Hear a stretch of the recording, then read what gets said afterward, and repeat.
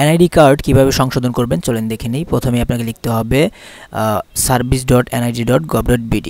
এটা লিখে যা সার্চ করবেন, প্রথমে যে পেজটা আসবে সেই লিঙ্কটাতে ক্লিক করবেন। প্রথমে যে লিঙ্কটা আসবে, তারপরে আমার একটি পেজ খুলে যাবে, এখান থেকে রেজিস্ট্রেশন ক্লিক করবেন।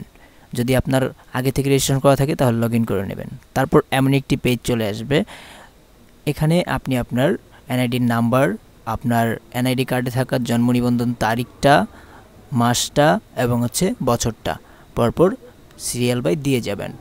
ঠিক আছে, এরপর নিচে আপনি একটি ক্যাপচা দেখতে পারবেন। তো এই ক্যাপচাটা আপনারা একটু ভালোভাবে লক্ষ্য করে দেখে তারপর নিচে সেটা লিখে দেবেন।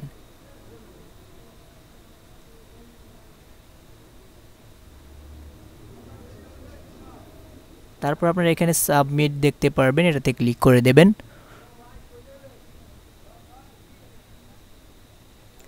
এখান থেকে আপনারা বহালে ক্লিক করবেন। এমন একটি পেজ চলে আসবে, এখান থেকে আপনি আপনার বর্তমান ঠিকানা এবং স্থায়ী ঠিকানাটা সিলেক্ট করে দেবেন। যেমন বিভাগ কোথায় রয়েছে, আমি এখান থেকে ঢাকা সিলেক্ট করে দিলাম আমার বিভাগ। এরপর এখান থেকে জেলা, কোন জেলায় আপনি থাকেন সেটা আপনি সিলেক্ট করে দেন। আমি মানিকগঞ্জ সিলেক্ট করে দিলাম।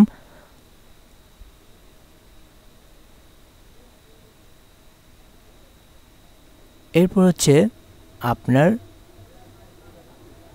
পোস্ট অফিসটা সিলেক্ট করে দেবেন বা উপজেলা সিলেক্ট করে দেবেন।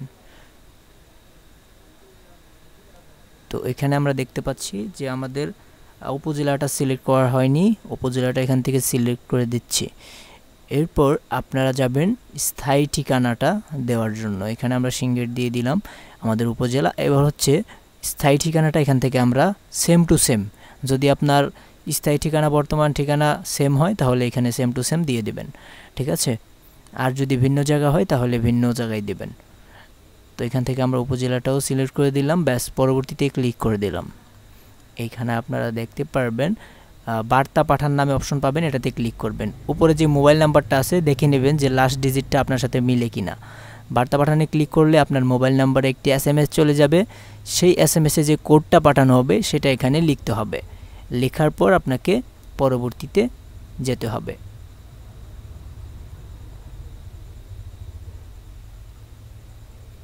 আমি আমার কোডটা লিখে দিলাম, এখানে আপনারা বহাল দেখতে পাচ্ছেন, এই বহালে ক্লিক করবেন।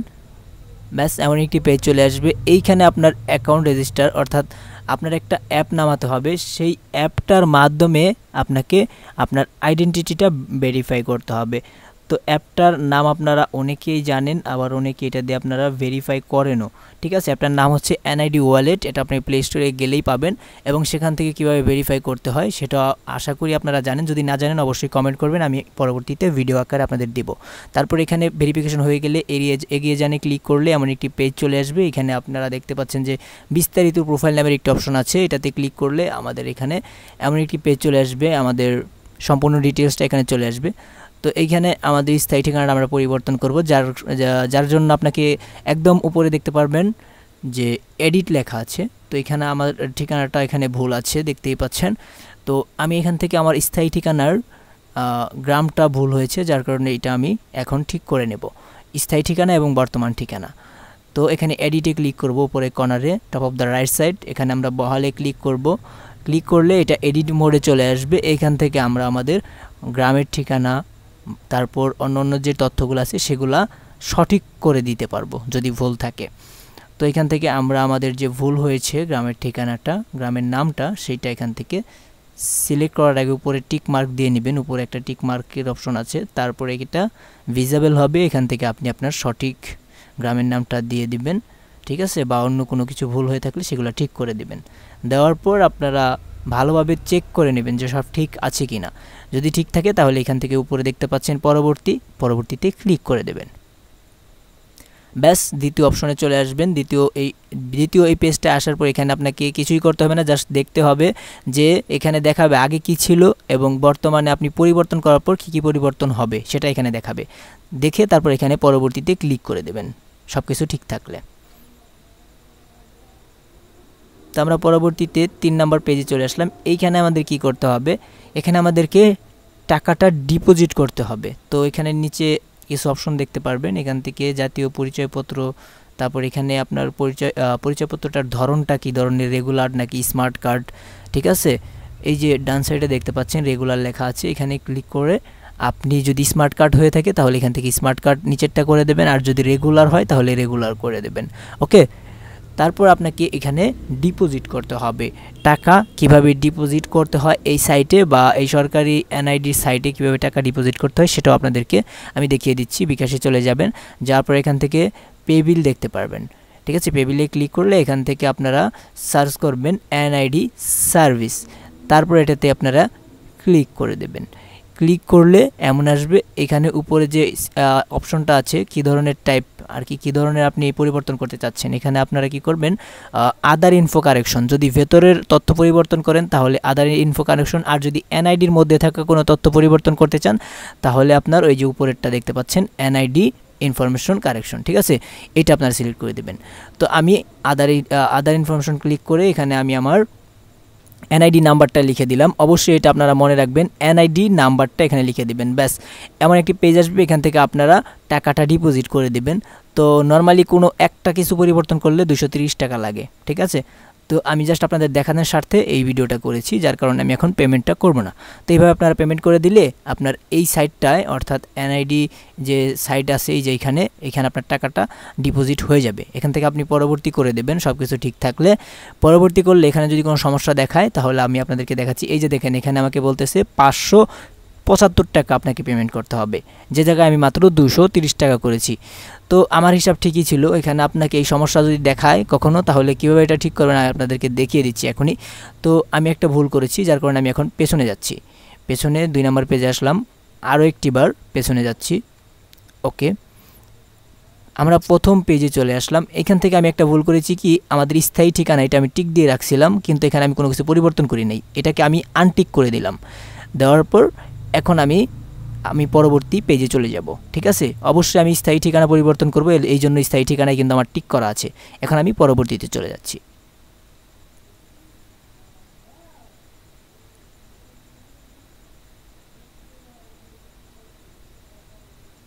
ওকে, আমরা দ্বিতীয় পেজে চলে আসলাম, এইটাও আমরা পরবর্তী করে দেব সব কিছু ঠিক থাকলে। 3 নম্বর পেজে চলে আসলাম। এখানে আপনারা দেখতে পাচ্ছেন আমি টোটাল ডিপোজিট করেছি 230 টাকা। এইবার কিন্তু আমার ওই নোটিফিকেশনটা দেখাচ্ছে না, ঠিক আছে। তার মানে আমি 230 টাকা সঠিকটাই কিন্তু ডিপোজিট করেছি। এবার আমরা পরবর্তীতে ক্লিক করে দেব। তো পরবর্তীতে ক্লিক করার সাথে সাথে কিন্তু আমাদের চতুর্থ পেজে নিয়ে আসবে। এখানে আমাদেরকে কিছু ডকুমেন্ট দিতে হবে, যেগুলো হচ্ছে সরকারি ডকুমেন্ট বা গভর্নমেন্ট ডকুমেন্টগুলো আপনাকে এখানে আপলোড করতে হবে, ঠিক আছে, যেগুলো সরকার আপনাকে দিয়েছে। যেমন আমি এইচএসসি সার্টিফিকেট দিতে পারি, আমাদের বৈদ্যুতিক বিল দিতে পারি, ঠিক আছে। তো এখান থেকে আমি এনআইডি সিলেক্ট করে দিলাম এবং আমার এনআইডিটা প্রথমে আপলোড করে দিচ্ছি। সরি, এনআইডি না, এখানে আমি আমার এইচএসসি না, সরি একটু ওয়েট করেন, হ্যাঁ এসএসসিটা দিলাম, ঠিক আছে। এইচএসসির সিলেক্ট করে এখান থেকে আমি আমার এইচএসসির ডকুমেন্টটা বা সার্টিফিকেটটা মোবাইল দিয়ে ছবি তুলে আপলোড করে দিলাম। একটু সময় নেবে এটা আপলোড হতে। এই যে দেখেন, এখানে আমার এসএসসির সার্টিফিকেটটা আপলোড করে দিলাম। এরপর আমি এখান থেকে আমার ইলেকট্রিসিটি বিল দেখি, হ্যাঁ ইউটিলিটি বিলটা বা বৈদ্যুতিক বিলের কাগজের একটা ছবি তুললাম, যে কোনো একটা হলেই হবে বৈদ্যুতিক বিলের, ঠিক আছে। কাগজের ছবি তুলে আপনি জাস্ট এখানে আপলোড করে দেবেন, ঠিক আছে। অবশ্যই এই ডকুমেন্টগুলো কিন্তু আপনারা পিডিএফে রাখবেন, ঠিক আছে। পিডিএফে কনভার্ট করবেন, ছবি তুলে পিডিএফে কনভার্ট করবেন, এই জন্য আপনার সিএস অ্যাপটা ব্যবহার করবেন, ঠিক আছে। এরপর আমি আমার বার্থ সার্টিফিকেটটা, হ্যাঁ আপনার জন্ম নিবন্ধনের কাগজটা একটা ছবি তুলে এখান থেকে আপলোড করে দেবেন, ঠিক আছে। এই তো আপলোড হয়ে গেল।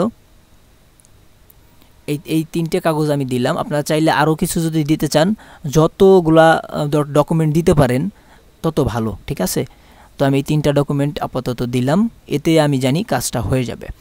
এরপর আমরা পরবর্তী পেজে চলে যাব। সব কিছু যদি ঠিক থাকে আমরা ভালোভাবে একবার চেক আউট করে নেব, কোনো রকম ভুল থাকলে সেটা সঠিক করে নেব। এবার আমরা পরবর্তীতে ক্লিক করব। ওকে, সব কিছু এই 5 নাম্বার পেজে আপনাকে তেমন কিছুই করতে হবে না, আপনি একবার চেক আউট করে নেবেন সব কিছু ঠিকঠাক আছে কিনা, সেগুলো এখানে দেখাবে, ঠিক আছে। আপনি কি বিল আবেদন কি ডকুমেন্ট দিয়েছেন সেগুলো এখান থেকে দেখতে পারবেন। তো সব কিছু যদি ঠিক থাকে আপনাকে উপরে দেখতে পারবেন সাবমিট লেখা আছে, এই সাবমিটে ক্লিক করলে এই আবেদনটা সরকারের কাছে চলে যাবে বা এনআইডি অফিসে যারা কাজ করে তাদের কাছে চলে যাবে এবং তারা কিছুদিনের মধ্যে আপনার এই সমস্যার সমাধান করে দেবে। এখানে আপনারা দেখতে পারবেন বিস্তারিত প্রোফাইল লেখা আছে, এটার উপর আপনাকে ক্লিক করতে হবে। ক্লিক করলে এমন আসবে, এখান থেকে কর্নারে আপনারা ডাউনলোড দেখতে পারবেন। এই ডাউনলোডে আপনাকে ক্লিক করতে হবে। ক্লিক করার সাথে সাথেই আপনি এইমাত্র যে আবেদনটা করলেন সে আবেদনের একটি রিসিপ্ট আপনার মোবাইলে ডাউনলোড হয়ে যাবে। এটা আপনি ডাউনলোড করে রেখে দেবেন। তো আশা করি বুঝতে পেরেছেন। ভিডিওটি ভালো লাগলে লাইক দিবেন।